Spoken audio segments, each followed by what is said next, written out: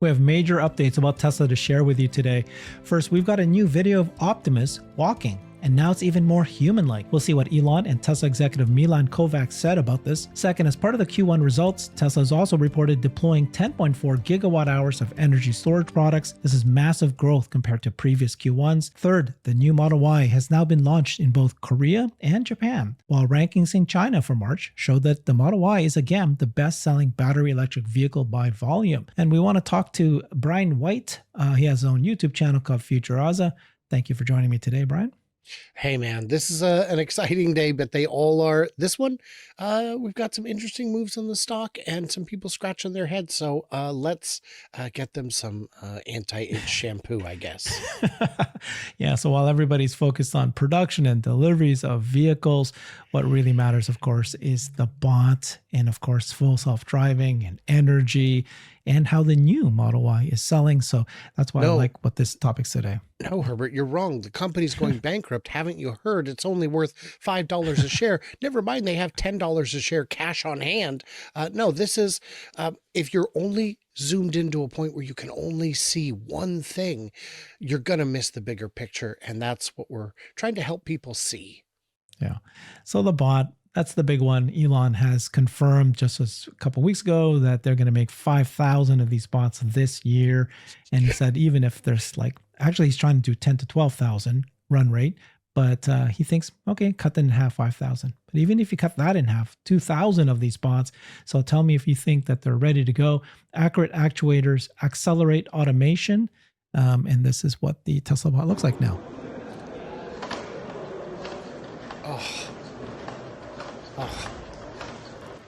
Yeah, the accuracy is what you need. You don't think of how many micro movements make up your walk, any single action you do, because it feels very natural and analog, but everything we're doing is in a digital world, kind of. Technically, all of our electrical impulses that go to our muscles are electrical impulses. And yeah, the reality is people are saying bot is nowhere near ready to go. And I say, wow, so you work there? Because unless you work there, you don't know what they've actually got going on. And I would be very surprised if this bot that they're letting us see is the final version, is even the most recent version. Yeah, clearly they're not going to show you. Yeah. They're not going to show us, because why would they? But just looking at the walking, you can see, like you said, every part of the body's moving, even the neck, the head, the sway. Yeah. This is the critical thing. So let's take a look at what it used to look like. This is what it used to be before, right? A little bit of that bent down. And it did that because obviously the feet were flat. And so that's why they had to bend down a little bit more. Yeah. So that's what it used to look like. That's what it is now. And this Owen posted that video that we just watched there. Come a long way since the I just shit my pants walk, LOL. And Elon laughed at that, of course. He also said, and much better actuators are coming. So that means that they've not only, they keep improving the actuators, and that's critical for production kind of lockdown so they can make mass produce. Having said that, Jeff Lutz, who's a manufacturing expert, has confirmed that many companies, they can make thousands, 5,000, 10,000 of some product, and that's considered pre-production. It doesn't have to be the final product for them to make thousands. So if anybody's concerned that, does that mean that they're going to delay this? Maybe. But it also may mean, no, they'll still make the 5,000 this year, and then they'll prove it the next version. And then Milan Kovac, who's in charge, the director, the VP now actually, in charge of the Optimus project, he said that's our latest walk. Straight knees, smoother heel to toe gait, and arms sway, just chilling around. Entirely trained in simulation with reinforcement learning, by the way. So that's kind of interesting that he's saying that is really how they've done this, which is what all the others are doing. And it's worth noting that I still encounter people on a daily basis who say bots are not coming. And I have to tell you they are. When we saw the early internet, I think people like you and I could recognize that this is coming. Well, I'll never use it. Well, it doesn't matter. It's not about you. And guess what? You do use it every day. Well, my grandpa will never use it. okay, that's fine. But what we're talking about isn't a novelty. It isn't a work tool. It isn't a home tool. It's an everything tool. It's a change the world tool. And if you don't have confidence in Tesla as a tech leader, it doesn't matter, because it's coming either way. If Tesla didn't exist, if Tesla closed shop tomorrow or abandon its bot project, bots are still coming. That's not going to change. So I would like to invest in a company that I believe has the best chance of not only making a good bot, but the very best chance of manufacturing and commercializing a bot in ways that are profitable and successful and efficient. And that company is, to me at least, Tesla. Yeah. Everybody's like, a lot of people are saying, hey, we haven't heard from Tesla's bot program since December. I mean, Brian, right? I mean, Therefore, they're not doing anything. Nope, that's not how it works. When you're sufficiently close to product, to a launch, you stop talking. Yeah. And this is why we're looking at the old version. If you can look at this very closely, it's still the old version with this wire sticking out. They already shown us another version even ahead of this. And then there's even a third version that's coming out that's even, we haven't even seen that yet. And one thing I was telling folks, that there's no reason why Tesla couldn't mass produce this version. Right. This product is already minimum viable. It's already minimum viable. It can already do pick and place. It doesn't have to have the 22 degrees hand. Doesn't stop them from creating this. Because some people are going, oh, they made a mistake by going with a more advanced hand, and now that means that they're stuck and they can't make thousands of that. Like, why would they wait for that? They would just make this, which is equivalent to any other, bot companies out there right now. So, and what we're seeing, we're comparing 3 generations ago at least to some of the other companies' latest, greatest that they're willing to show. Is that their latest, greatest? We don't know, but it doesn't matter because it's coming. Yeah. The only thing is that they showed a walking bot, and, I think that walking is important, but it's not really that important. Yes, there are a lot of applications hands and pick and place. Yes, where the bot will stand in place for a majority of its purposes, and then just use the legs to get around. But that's, to be fair, what I do. That's what you do you? Okay, so you got Elon here saying Optimus could take Rock'em Sock'em to the whole new level. That's the two bots fighting each other. It will come. We will have real robot boxing. Okay, so that's the robot update. We've got energy. This is real. This is being sold. So I wanted to ask you what your thoughts were. Q4 gigawatt in Q1, Tesla reported 10.4 gigawatt hours of energy storage products. You can see that in the green here. The green is Q1. It's the highest. You can look at all the greens here. It's the highest by far of any Q1, and it's just slightly below what they did in Q4. And of course, Giga Shanghai just kind of came online halfway through Q1. I wouldn't expect that to have contributed too much, but boy, I'm expecting Q2 to just, well, we'll see, because it is a little bit lumpy, so we don't know. Here's another way to look at it. Q1 compared to last year's Q1 is 156% year over year. It's their second best quarter ever.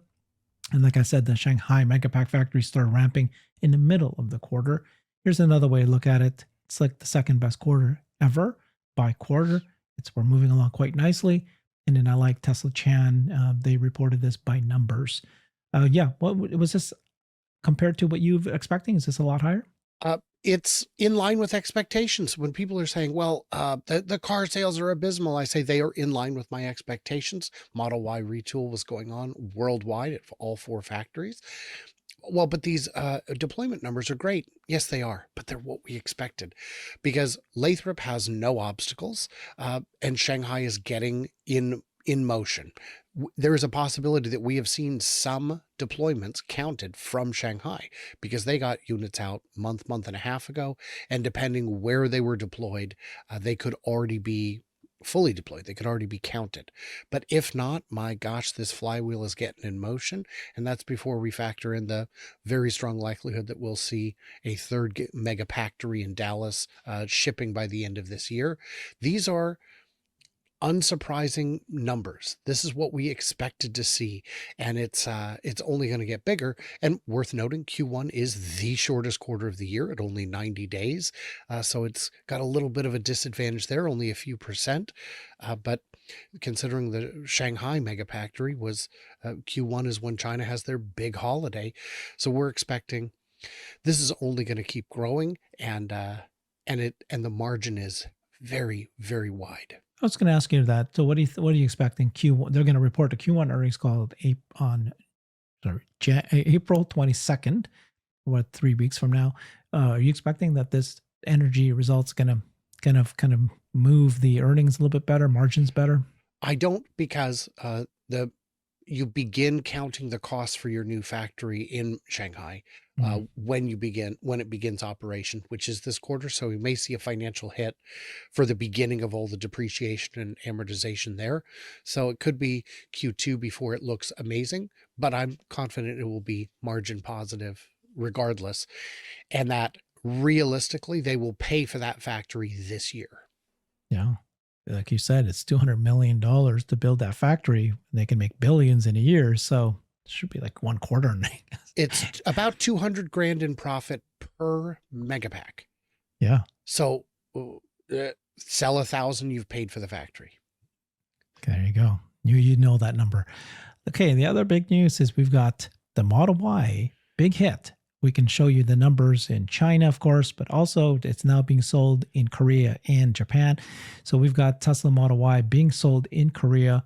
It's got the new launch, long range launch edition, but also they got the long range and the real world drive editions as well.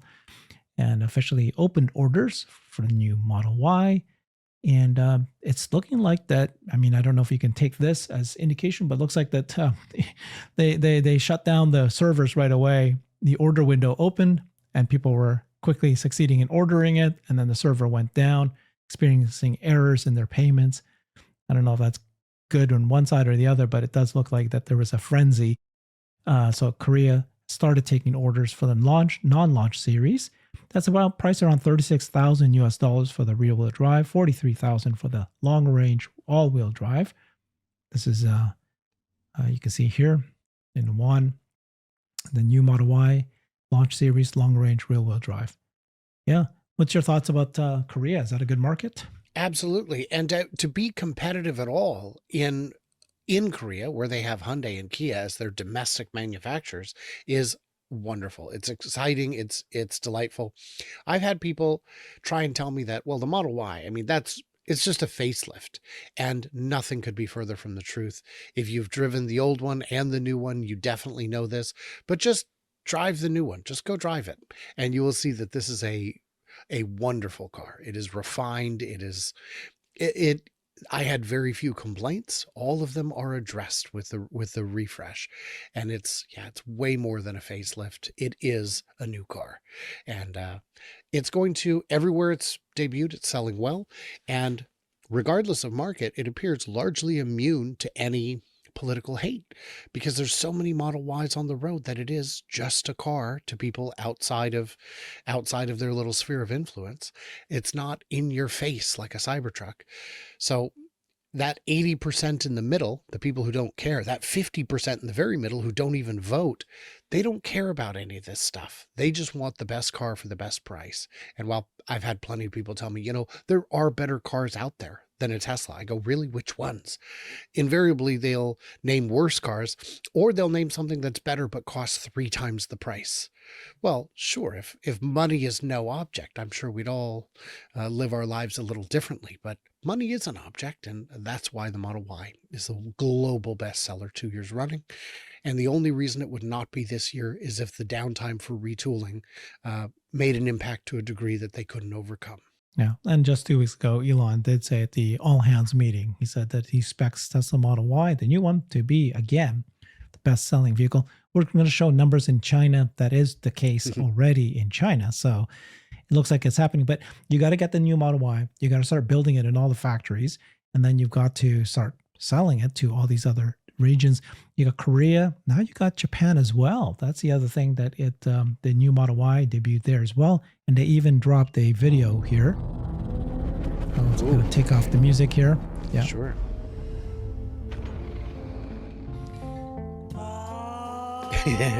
I can still hear the music, by the way. Yeah. I kind of like it though. But yeah, okay, let me take it off. It's fine. Well, I don't know, what do I do with it? For the sake of copyright, Yeah, I know. Yeah, better take it off. If you all haven't had a chance to drive it, drive it. It's refined. It's smoother. It's quieter. The range is significantly improved. On paper, you could see that the range is only a few miles better. Yes, but these are real miles this time instead of optimistic miles. And I like I'm how curious that in Japan, this is the video that they share for Japan, and they do open road, mountains, instead of cities or shot in the American Southwest. So that's Japan. Now let's find out what's happening in China. So in China, of course, the new Model Y came out and they were down for several weeks, but now they went up. In the last several weeks, we saw 22,000 Model Ys sold in the last week. So that was great. The rankings are showing very good results here. You've got for March 2025, Tesla China was able to sell 43,370 new Model Y units during the month. This effectively made the revamped all-electric crossover the country's best-selling battery electric vehicle by volume. Now do it again by dollars. Oh, yeah. I love it. Because by volume is very impressive. But if you were to look at it by dollars, it's not in first place. It's so far in first place. It's hilarious. So it's crazy. The profit that you kept saying, the profit that Tesla makes is equivalent to the price that of a Wuling Mini. Mm-hmm. Yeah. So new model Tesla was bestseller in China in March 2025. So they sold this on the heels of the new Model Y, significantly cheaper and smaller. The Hong'an Mini EV, which sold 34,720 during the month. That's the one. Still sold more. Yeah, that's the one. Yes. So I had a chance to talk with a number of experts over my time in Chattanooga, because these kinds of events, you got to come to these events, especially the one in Michigan in June. They are magnets for smart people. There are people from the automotive industry who've worked at a variety of companies. And one of my big questions was, why is China able to build cheaper, especially if labor is such a small percentage of the car? And they were able to provide me with context. The short answer is that 7% labor that figure we've heard is not true. It is deeply misleading. It only counts the salaried or the hourly union workers. It doesn't count all the R&D, all the salary, all the management, all those guys, and it doesn't count any of the parts. And I said, okay, so that means cars can be built cheaper in China because the entire supply chain, all of the labor, is less expensive. I said, then why isn't China making any money on their cars? And the answer is because whenever there's a margin, they just reduce it to move more units because it's so competitive, so cutthroat. So I'm going to have a chance to look at some of that in just a couple of weeks here when I go to China for the Shanghai Auto Show. I'll be leaving on the 13th. So if you're in Shanghai, let me know and I'll certainly pop in and say hello. Wow, that's exciting. That's great that you travel there. I can't wait for your videos. Check out FutureAza to see those videos. And you're great because you know what to look for. You did the one of the best videos ever on the Cybercab. I'll be curious to see how you evaluate these Chinese brands. So finally, you'll take a look, and you should do it by this list here, I think, Brian. Take a look at it. So Model Y. So you got pure electric. You got the hybrids, the plug-in hybrids. Mm-hmm. And then you got the fuel cars, gas cars. And you can see that the Model Ys and even the Model 3s, they sold way more than any car, including the fuel ones, the gas cars. So the Model 3 sold more than the best-selling hybrid or gas car. Yeah. That's fantastic. So that it's over in China, where the most at this point now, over 50% of all new cars sold are pure electric or hybrids. That's step one. So now take a look at the numbers. 43,000 Model Ys. It kills anyone else. It's just, that's how much. And like we were saying, the Mini, you'll find out from me, but I think that costs what, I don't know, 10,000, whatever. Well, and if you look at the bottom of the plug-in hybrid list, the Destroyer 05 only sold 6,720. These are Chinese names, so you never know. It's a very powerful name. What's a powerful name, you guys? Panda, Seagull. No, these are good. Yeah, look, we can make fun of American car company names too. They're ridiculous. Yes, I think it's.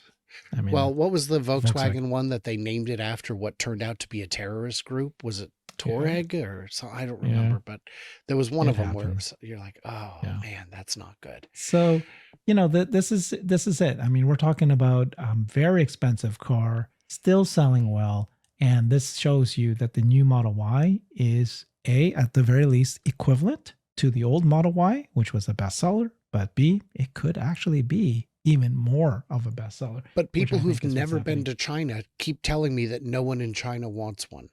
Come on. Yeah. Come on. Ridiculous. Are you expecting the Model 3 to have done better? Yes. I'm surprised that the Model 3 doesn't do better overall. I think people just don't know what a great car it is. I think Tesla should continue using them as heavily as they can as service loaners so that people like you and I can get to experience them when we might not otherwise. You, of course, had a Model 3, but I hadn't really driven a Model 3 as much as a Model Y. So when I got one on Turo, I was like, you know what? This feels very different than my own car. This is a great experience. I could see why I would want to recommend this to people or even get one myself. So I just think that, yeah, I don't know why the Model 3 isn't selling better. It is a fantastic car. And then tell me if I'm wrong, but just by looking at this, I'm not seeing any American or European car companies here. I mean, unless I'm wrong, but take a look at it, right? You got the Hongguang, you have the Star Wish, the Seagull. We know that that's BYD, Xiaomi. You got the OnePlus, Xiaopeng, One Up, Panda, Wuling, Chin Plus, China. They look like they're all Chinese except for us. It's almost like exactly what Elon said, right? It's going to be the Tesla and the 9 Chinese car companies underneath it. If you look at the plug-in hybrid, same story. I don't see anything here that is American or European. And then if you look at the gas cars, that's when you see the Passat, the Toyota RAV4. You got the BMWs, the Audis, Camrys, and Hondas.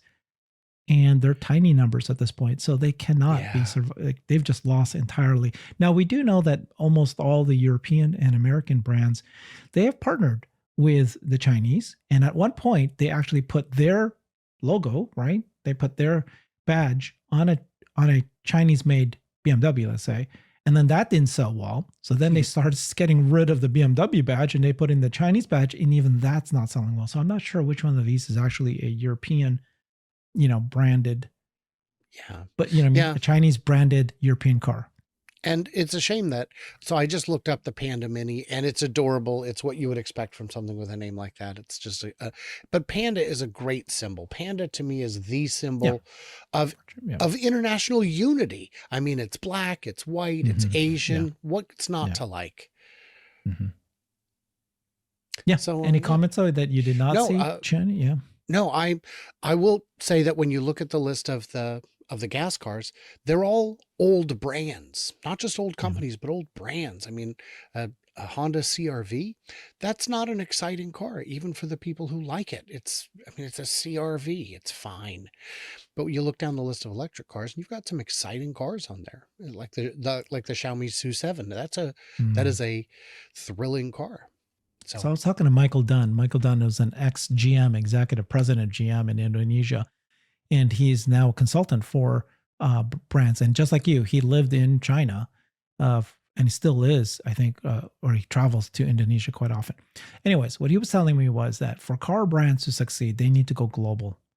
And so for the Chinese brands, they can't just succeed in China. They need to go global. And he's warning that they are setting, they're setting around, surround, and then attack. While they're not in the U.S. yet, they're trying to get around the U.S. Now, with the new tariffs, they'll need to build factories in the U.S., but they need to build in the U.S. In order to become truly global. In order to become global, that's when you can actually really compete. Like Toyota is able to do that. Hyundai is able to do that. Now, but the same thing is said about the Americans and Europeans. They used to make so much money just tremendous amount of their money from the Chinese market, but that's all collapsed. And they used to sell, I think, right, the Chinese is selling to Russia as well. So it's like, what's your thoughts on that? That if the Europeans have lost so much market share in China, then what? And then when you got the tariffs in the U.S. and then a significant number of their brands can't be sold in the U.S. too, or at least higher priced, what happens now? Yes, we are siloing our different markets, and it's not great. It's not necessarily sustainable. The North America's, well, the U.S. is trying to keep China out. Canada and Mexico, much less so. Mexico is a big fan of the Chinese EVs. I'll be there in May to check out the local scene in Mexico City. And then we've got, but the US, General Motors is a great example. Forever, they've been selling in every market they can. When I was in China 25 years ago, the Buick Riviera was, I don't remember what they branded it there, but basically what would happen is when they shut down the old line to build the new Buick, they'd ship all the tooling over to China and build it there as a local imported premium brand, and people loved it. Oh my gosh, it's so premium. It's cushy. It's big. But those sales are dying. We're seeing that. European and US, I mean, they tried to build Mach-E's in China, and the market just didn't want them. And it's because they don't understand what the market wants. And what the market wants is tech forward. They want the best of the best, and the Mach-E is pretty good. And that's not enough to swim with the sharks. You're gonna be eaten alive. And that's what we saw happen, because even though they were able to control their costs, keep the manufacturing cost to a minimum, even then they couldn't sell it. So what happens to your international brand when you recede to just your home turf? You're limited. So I'm not sure. I have more confidence that the Europeans will get their EVs sorted out, but I have no confidence that they will ever get a strong foothold in China again. Yeah, I think it's over for them there. The competition is bloodbath. That's what Michael Dunn is saying. It's crazy. So, it's hard to see. Maybe one or two of them might survive, but it's going to be hard. Okay, so appreciate that, Brian. You're the perfect person to explain everything here. Model Y is going global. You got the energy. You've always studied that very well, by the way. If you guys want to see deep dives on energy and the Megapack factories, go head over to Brian's channel at FutureAza. He does a great job there. One of the best analysts out there. And of course, keep track of the Optimus. That's what we're going to be looking at soon, is Optimus in a factory. Thank you, everybody. Follow Brian. Check it out. Bye. I've created a website that is the most comprehensive resource for the Tesla investor. Please check it out. Simply go to my website at herbertong.com.